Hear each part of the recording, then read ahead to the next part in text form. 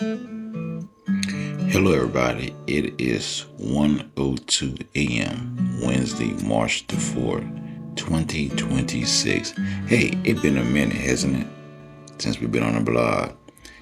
We've been rolling in the deep. Yes, we have.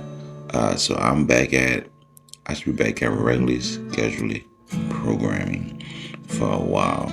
I missed you guys. Did you miss me? Well, let me tell you what's been going on.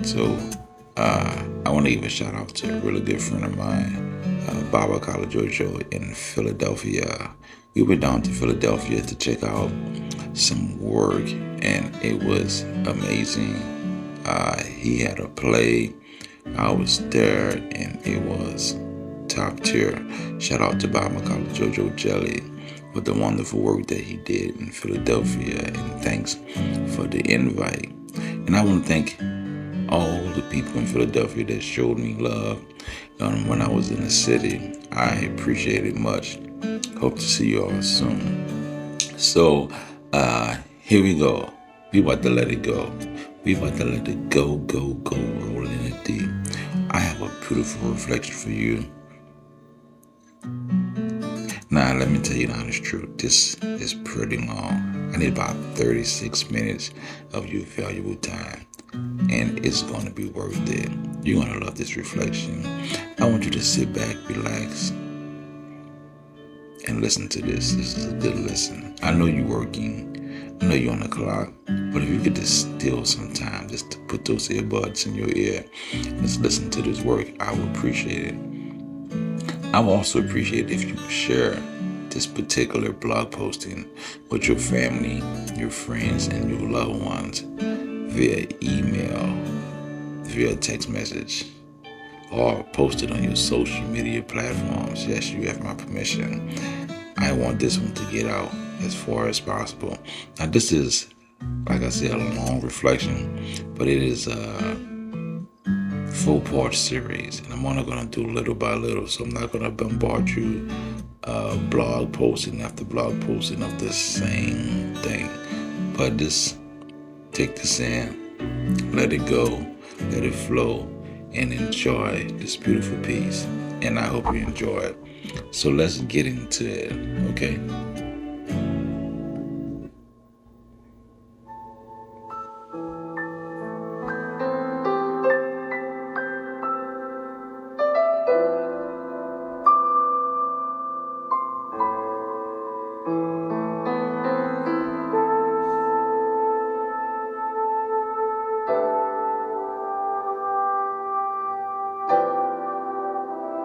Author's opening note. Here is something most people do not know about New Orleans voodoo. For generations, many practitioners baptized their children in Catholic churches on Sunday morning and honored the Eva in their homes that same evening without seeing a contradiction. They did not separate the sacred into neat little boxes, and they understood that spirit is too wide for fences.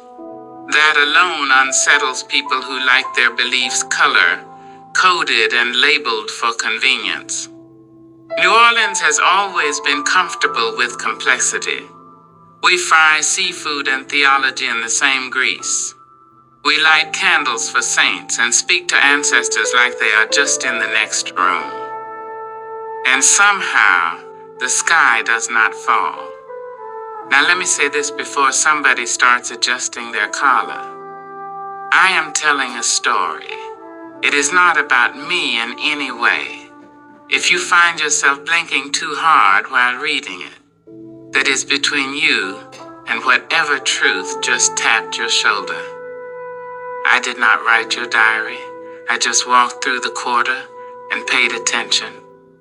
There's a corner in the Vieux Carré where St. Peter and St. Anne meet like two old friends who have seen everything. They frame Jackson Square with all its artists and fortune tellers and brass bands trying to outblow each other. The St. Louis Cathedral stands there too, pale and dignified, watching the centuries stack up like old hymnals. The Mississippi rolls a few steps away, carrying stories heavier than steamboats. On that corner once stood a woman folks called Marguerite, Geneviève. Some whispered, the Voodoo Duchess with admiration. Some said it with suspicion. And some said it the way people say hurricane names, half fearful and half impressed. Before you make assumptions, breathe. Voodoo is not the villain Hollywood cast it to be. It is an ancestral path rooted in West African soil, carried across water in chains, and replanted in Louisiana mud with tears and resilience. It is about community, healing, reverence for those who walked before us, and living in right relationship with the seen and unseen. The dolls with pins, that is mostly somebody else's imagination working overtime. This story holds rhythm. It holds humor. It holds a mirror. And if at any moment you feel exposed, do not blame the Duchess. Check your own chain. Now come with me to Sunset in the Quarter. The river is glowing. The air smells like citrus and brass. And a man who thought he was free is about to discover otherwise. Marguerite, Geneviève, the Voodoo Duchess. When the Terima spoke louder than pride on St. Peter and St. Anne, by Khatib Shona. The sun was sitting low on the shoulders of the Mississippi, leaning into the water like it had worked a long shift. In New Orleans, even daylight knows when to slow down. The bricks on St. Peter still held heat from the afternoon, and St. Anne carried the scent of incense drifting out of a shop that sold more mystery than merchandise. Edouard Baptiste was walking fast. Not late, just fast. The kind of fast that says I am important and I have somewhere to be even if nowhere is calling your name. His shoes struck the pavement with polished confidence. His jaw was set. His mind was full. Of what? Probably himself. That happens sometimes when success comes early and humility takes the scenic route. Marguerite Geneviève stood beside her wagon near the edge of Jackson Square. Her head wrap was tied high, fabric glowing with deep blues and gold like evening sky caught in cloth. Around her neck hung beads in layered strands, colors speaking to anyone fluent enough to listen. Her hands were steady. Her gaze was sharper than a Creole grandmother's correction. She watched Edouard approach without moving. Then she spoke in French, her voice smooth as river water. Combien de temps encore resterez-vous esclaves de votre impatience, de votre ego et de votre arrogance? How long will you remain enslaved by your impatience, your ego, and your arrogance? He stopped, turned slowly.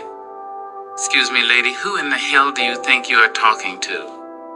A few tourists shifted uncomfortably. A street musician paused mid-note. The cathedral kept minding its business. Marguerite laughed. Not cruel, not mocking. Just amused in that way only elders can be when youth mistakes volume for authority. Mr. Baptiste, the spirits do not lie. Now come here and let me dance your bondage away. His face changed, just slightly, because she had said his name. Nobody had introduced him. You could almost hear his thoughts rearranging themselves. He stepped closer, cautious but drawn. Pride wrestling with curiosity. They stood face to face. She leaned in, close enough for him to catch the scent of orange peel and something warm and spicy clinging to her shawl. Close your eyes, she whispered. Let go. Now that is not an easy instruction. for a man who built his reputation on control. But something in her tone bypassed his defenses. Maybe it was the rhythm of the city behind her, maybe it was the river humming agreement. He closed his eyes. Marguerite lifted a small glass vial and misted the air around him. Sweet orange burst bright and clean, lemon sharp like morning clarity, bergamot steady and grounding, lavender gentle as linen dried in sun, clove and cinnamon wrapping it all in warmth that felt like memory. He inhaled. His shoulders dropped without permission. His breath slowed. He stood still as a cypress in the bayou, roots deep, branches quiet. Marguerite stepped back toward her wagon and pulled out a terima. Just a simple wooden platform, about 3 feet by 2 feet, solid, unpretentious, carried marks of previous conversations between foot and wood. She placed it on the bricks with intention. Then she stepped onto it. Boom, clap, boom, clap. Her heel struck first, then the other. A rhythm emerged, not hurried, not forced. Boom, clap, boom, clap. She moved with authority that did not need applause, left to right, forward, then side, heel and toe tapping out syllables older than French quarter balconies. Her arms rose and curved, wrists soft yet precise. Her hands sliced the air like they were parting invisible curtains. Boom, clap, boom, clap. Somewhere in the motion, you could glimpse echoes of Spanish flamenco, though this was not imitation. It was remembrance woven with Louisiana humidity. African pulse met Iberian fire and settled into something distinctly her own. She twirled. She rocked. She stomped harder. Boom, clap, boom, clap. The sound vibrated through the bricks and into the bones of anyone standing close enough to feel it. Edouard's face trembled. A tear slipped down. Then another. He began to cry without theatrics, without trying to hide it. Just standing there, eyes closed, as if something inside him had finally been given permission to soften. Follow my voice, Marguerite called over the rhythm. It is time to let go. The crowd gathered thicker now, some curious, some skeptical, some recording because this is the age of proof. But Marguerite did not perform for them. She danced for the man unraveling in front of her, and for whatever invisible chains clung to him like stubborn moss. Boom, clap, boom, clap. She shifted her steps, alternating patterns, sliding from left to right, then forward and side, heel and toe in deliberate sequence. Her posture remained upright, dignified, but her feet spoke urgency. Her arms reached outward, then pulled inward as if gathering fragments of pride and tossing them into unseen water. Edouard's breathing changed. It deepened. His hands, once stiff at his sides, opened slightly. And in that moment, under the fading sun and the watchful cathedral, something subtle cracked. Not his reputation, his resistance. Marguerite slowed the rhythm. The final strikes of her heel landed firm and resolute. Boom.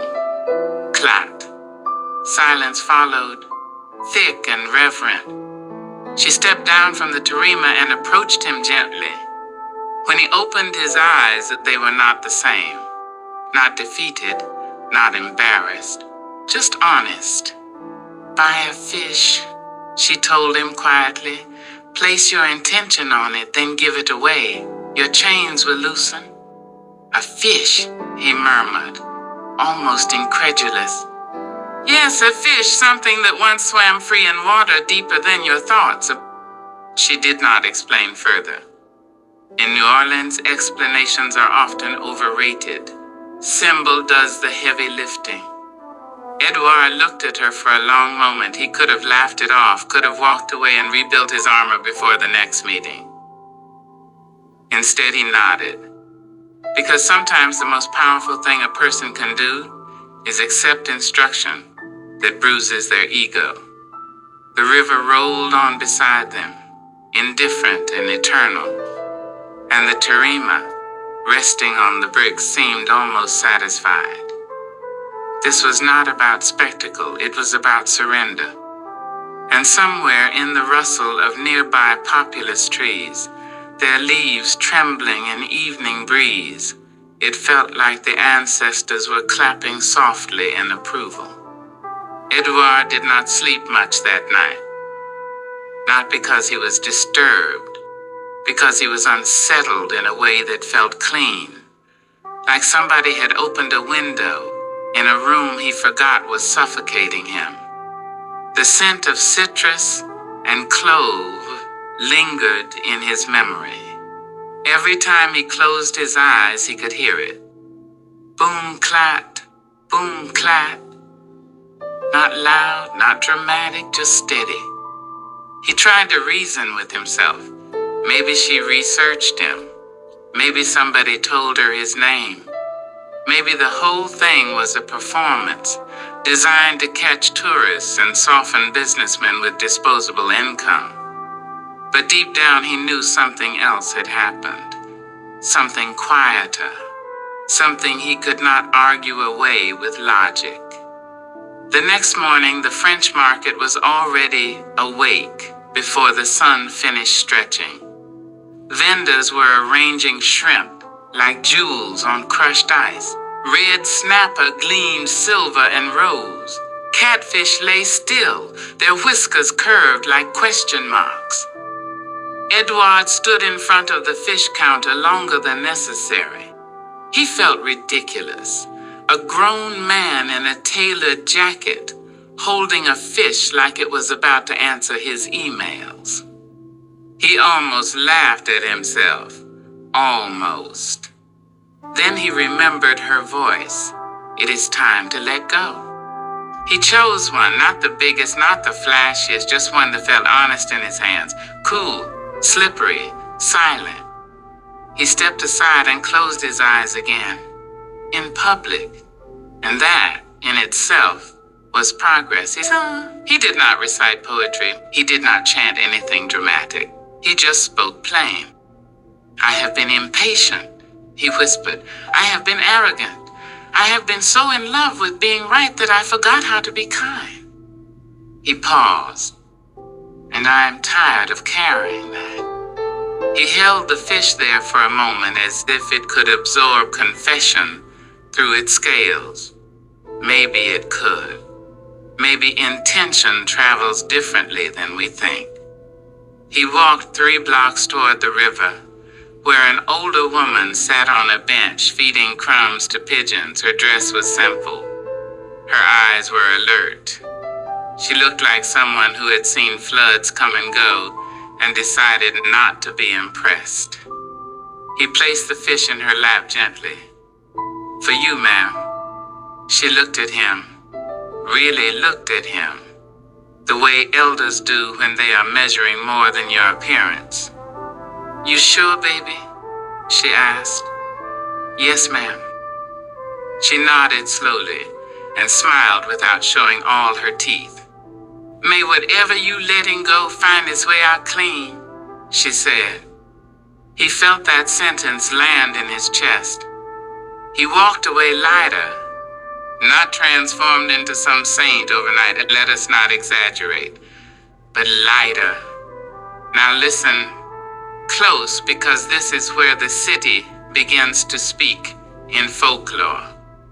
They say if you stand on that same corner at sunset long enough, you might feel a vibration under your feet, even when no one is dancing. The bricks hum, not loudly, just enough to remind you they remember every confession ever dropped on them. They say Marguerite's tarima did not just make sound, it pressed rhythm into the ground, and the ground kept it. There is an old story, whispered in Treme, about a populous tree that once grew near the riverbank. Folks said its leaves shimmered even when there was no wind. Scientists would call it natural leaf structure. The elders called it agreement. According to the story, Marguerite once danced beneath that tree during a season when the city felt heavy with arguments and grudges. Her heels struck the tarima so fiercely that the vibration had traveled through soil and into root. The tree responded. Its leaves shook, not from breeze, from resonance. From that day forward, whenever someone stood beneath that populace wrestling with pride, the leaves would tremble as if asking a question. How long will you remain enslaved? Now do not rush to dismiss folklore.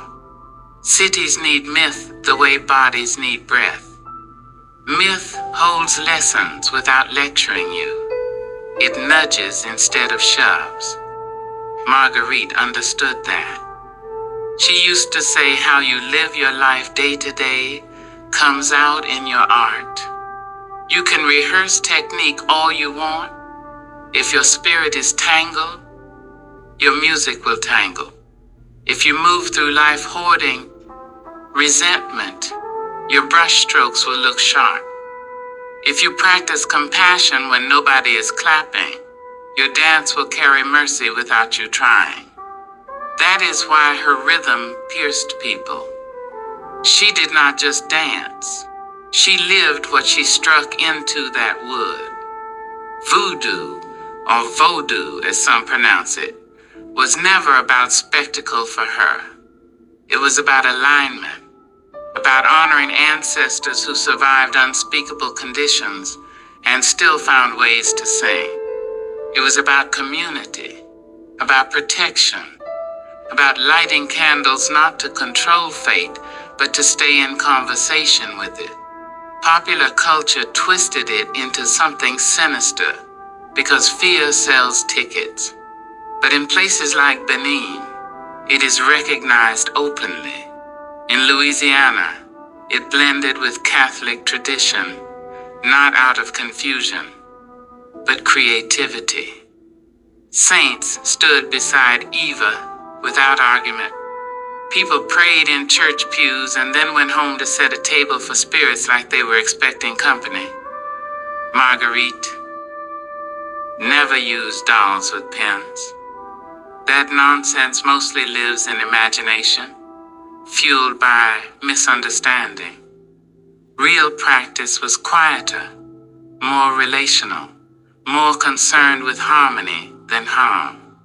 Edouard began to visit the corner more often, not always speaking, sometimes just standing at a distance, watching her engage others.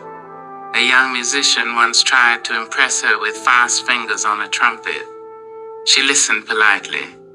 Then she said, "Slow down, let your breath catch up to your ego." The crowd laughed, the musician blushed, but he slowed down. Another afternoon, a woman approached Marguerite, furious at a neighbor. She wanted a ritual to bring consequences. Marguerite tilted her head. "You want justice or revenge, baby?" she asked. "Justice," the woman insisted. "Then forgive first," Marguerite replied. "Justice walks cleaner when your hands are not shaking." Sarcastic sometimes, tender always. One evening, Edouard gathered courage and asked her, "How did you know my name?" She smiled like someone enjoying a private joke. "The spirit talks to you how you receive it," she said. "Some people need thunder, some need whisper. You needed to be called." He nodded slowly. "And who told you I was enslaved?" She raised an eyebrow. "You were walking like a man in chains made of gold." That sentence followed him for weeks. Chains made of gold. Success had wrapped him in admiration, but isolated him from softness. He realized he had been competing with everyone, including friends who never asked for rivalry. He had been so determined to stay ahead that he forgot to walk beside. So he began small shifts, listening longer in conversation, pausing before correcting someone, saying I do not know when he did not know, buying fish on Fridays and giving them away without announcing it on social media. Something inside him unclenched, and every now and then, when life tempted him back toward urgency and ego, he would hear it. Boom, clat, boom, clat. Not as accusation, as reminder. Marguerite aged, yes, time does that. But her presence grew steadier, almost luminous. Children were not afraid of her, they were drawn. She let them tap the tarima sometimes, giggling when their rhythm skipped. You see, she would tell them rhythm is not about speed, it is about truth. One day a tourist asked her bluntly, "Are you a witch?" She laughed so hard she had to steady herself on her wagon. "No, baby," she replied. "I am a mirror with good shoes." Even the cathedral seemed to lean in when she danced at sunset. The Mississippi rolled like applause. The quarter, with all its music and mischief, made space. And here is the quiet truth beneath all of this. The dance was never about spectacle. The fish was never about seafood. The question was never about humiliation. It was about freedom. Freedom from the small tyrannies we build inside ourselves. Freedom from impatience that robs us of tenderness. Freedom from arrogance that isolates. Freedom from ego that mistakes control for strength. Edouard did not become perfect, he became aware. And awareness, if nurtured, becomes transformation. The folklore says that long after Marguerite left this earth, the tarima remained hidden somewhere in the quarter. Some claim it rests beneath a floorboard in an old Creole cottage. Others believe it was carried into the swamp and left at the foot of a cypress tree, where water laps gently against root. They say on certain evenings when the sun rests low and the air smells faintly of citrus and cinnamon, you can feel a pulse beneath your feet, near St. Peter and St. Anne. Boom. Clat. As if the ground itself is asking you the same question.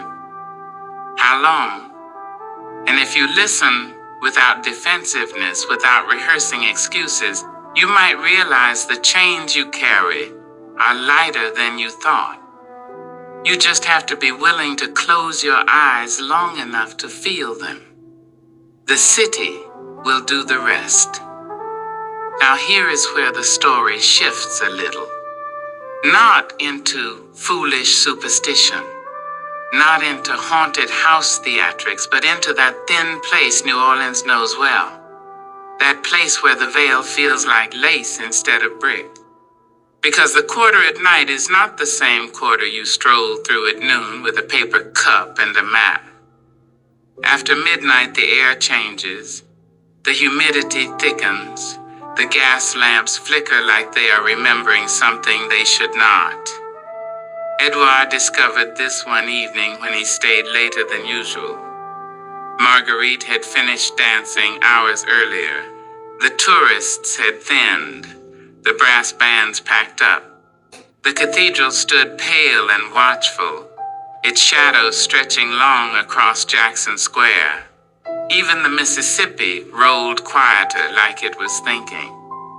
He lingered near St. Peter and St. Anne, hands in his pockets, unsure why he had not gone home. Maybe he was waiting for something. Maybe something was waiting for him. That is when he heard it. Boom. Clap. Soft, almost swallowed by the wind. He froze. There was no Tarima in sight.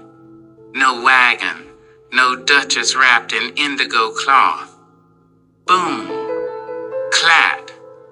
This time it came from beneath him, not loud enough to gather a crowd, just strong enough to be undeniable. He swallowed hard and glanced around. A stray cat slinked across the square, its eyes catching lamplight like two coins tossed in water. Somewhere down Chartres Street, a door creaked open and shut, though no one stepped out. Now listen, New Orleans does not frighten easily. We live above ground in cemeteries because the water table will not let us bury things deep. We parade with brass at funerals. We cook gumbo while storms spin in the Gulf. Fear here has rhythm. It dances too. Still, there is a difference between courage and denial. Edouard shifted his weight. The bricks felt warm, though the night had cooled. Boom, clat. He stepped back instinctively. A whisper brushed his ear. Not loud, not theatrical, just close. "You're still carrying some." He spun around. No one stood behind him. The populous trees near the river trembled though the air was still. Their leaves shimmered as if brushed by unseen fingers. "You still carrying some." This time the voice felt less external and more interior, like a memory that refused to stay buried. He pressed his palm against his chest. His heart thudded, but not wildly, steady, present. He remembered Marguerite's words. Chains made of gold. He thought he had dropped them all with that fish. But surrender is not a one-time purchase. It is a practice. Ego regrows like weeds in Louisiana heat if you stop tending.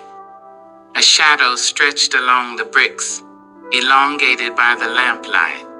For a split second, he thought he saw a figure standing on an invisible platform, heel lifted mid-stride. Boom. Clat. The sound echoed again, then faded. He exhaled slowly. Now this is where outsiders might shout ghost or curse or something sinister. But the quarter does not always traffic in terror. Sometimes it deals in reminders. Marguerite once told him that the ground keeps what is given to it. Every confession, every promise, every broken vow. The bricks are not dead. They listen. The river does not forget what falls into it. The trees do not ignore what vibrates through root. He stepped closer to the spot where the sound seemed strongest. The air shifted again, this time carrying faint traces of citrus and clove, though no bottle had been opened. It wrapped around him like memory. "You thought one fish was enough?" the whisper nudged. He almost laughed despite the chill climbing his spine. Of course not. Growth does not come in single servings. A carriage rolled past at the edge of the square, its horse snorting softly. The driver glanced at Edouard standing alone and gave him a look that said, "You're all right, brother." He nodded. But inside something deeper stirred, because in that moment he felt watched, not hunted, not threatened, just observed. By what? By who? Call it ancestors, call it conscience, call it the God of my ancestors leaning against the cathedral wall pretending not to stare. New Orleans does not demand you choose one explanation, it lets mystery breathe. The leaves of the populous trees shook harder now, though no breeze touched his skin. A low hum threaded through the night, almost like distant drums carried over water. Boom. Clat. This time it landed in his bones, not his ears. He saw flashes behind his closed eyelids, not horror in the cinematic sense, but visions raw and real. His father's disappointment when he dismissed advice too quickly. A former friend's face after a cutting remark delivered in the name of honesty. The tightness in his own shoulders every morning as he armored up for another day of proving himself. Chains, not iron. Expectation, pride, fear of being ordinary. The whisper returned softer now. Let go again. He dropped to one knee on the bricks without planning to. The stone was cool against his skin. He pressed both palms to the ground. I am still learning, he murmured. The hum eased. The leaves calmed. The shadow dissolved. And for a heartbeat, the cathedral bells rang, though no hour had turned. He lifted his head slowly. Standing a few yards away was a child he had never seen before. Barefoot, quiet, watching him with an expression far too knowing for someone so small. You hear it too? The child asked. He blinked. Hear what? The dancing? Before he could answer, the child smiled, then ran toward Royal Street and vanished between the two buildings too narrow to hold a body. Now, if this were a different city, that moment might tilt toward horror. But here, it settled into mystery. Because New Orleans has always been a place where the seen and unseen brush shoulders without introduction. Where grandmothers tell you, do not whistle at night unless you're ready for company. Where elders warn that some doors on Dauphine Street should not be knocked after midnight unless you're prepared to answer back. Marguerite used to say fear is just awe without understanding. Horror is what happens when you refuse to respect what you do not comprehend. Edward stood slowly. His knees felt steady. The terima might not have been visible, but its rhythm remained. He walked toward the river. The Mississippi rolled dark and endless, reflecting fragments of moonlight like scattered coins. You ever notice, Marguerite once told him, how the river never argues with the shore. It just keeps moving. He stared at the water. Somewhere behind him, faint and almost playful, came one last echo. Boom. Clapped. He did not flinch this time. Instead, he smiled because he understood. The dance had not ended. It had moved inward. And in New Orleans, that is how the deepest hauntings happen. Not by spirits chasing you down alleys, but by truth following you home, tapping your shoulder in the quiet, asking gently and persistently, how long? He turned back toward St. Peter and St. Anne, heart steady, steps slower now. The quarter seemed less like a stage and more like a sanctuary. Mystery lingered in the air like incense, not heavy, just present. And somewhere, whether in this world or brushing against it, a duchess with good shoes was still keeping time. To be continued. Author's closing words. And so here we are, reader. You walked these streets with me. You felt the heat off the bricks, the pull of the river, the rhythm of a terima echoing in your chest long after the dance has ended. You met Edouard and Marguerite without even stepping foot in the quarter yourself. And maybe that is the magic of stories. They move through you like the Mississippi in flood season, carrying things you did not know were heavy until you notice how they press against your soul. If you felt a tug, a whisper, a little shiver running down your spine, or even just a smile when the humor or sass caught you off guard, then I have done my part. That is the gift I hope to leave with you. A reminder that liberation is sometimes quiet, sometimes messy, and sometimes smells faintly of orange and cinnamon. That the chains we think are permanent are often only as strong as the weight we give them. That the unseen watches and nudges and dances whether we acknowledge it or not. If my words stirred something inside you, if you felt your own chains loosened even a little, I ask you now to carry this story forward. Share it in conversation. Post it in a place where it might meet someone else who needs it. Whisper it on your own corner, where the streets bend and the lamplight flickers, and if you can, support the work. Donate to the writer, the blog, the spirit that moves through words like this one. Because the work does not end with me. It grows, travels, and lifts through every hand, willing to keep it alive. New Orleans taught me, and Marguerite reminded us that the rhythm of release, the cadence of compassion, and the quiet bravery of letting go are all essential parts of living. This reflection is my offering to that rhythm, my nod to that bravery, my handshake with the unseen forces that refuse to be ignored.